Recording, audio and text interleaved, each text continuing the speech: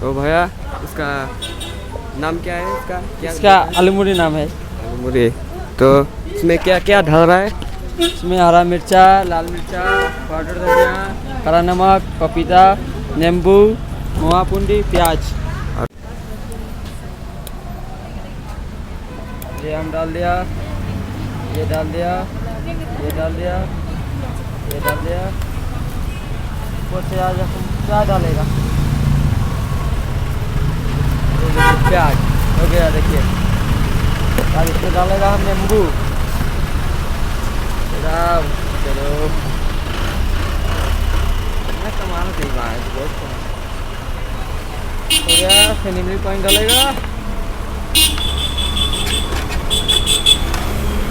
फिर ये ऐसे मिलाएगा मिलाएगा मिलाएगा। नो बंदी लेके आ, नो ये डालेगा ये।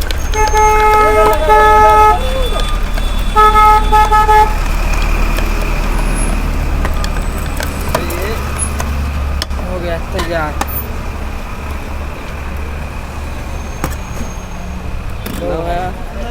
कितना है? है कितना कितना? इसका ये इसका कितना? इसका 20 है। 20 है।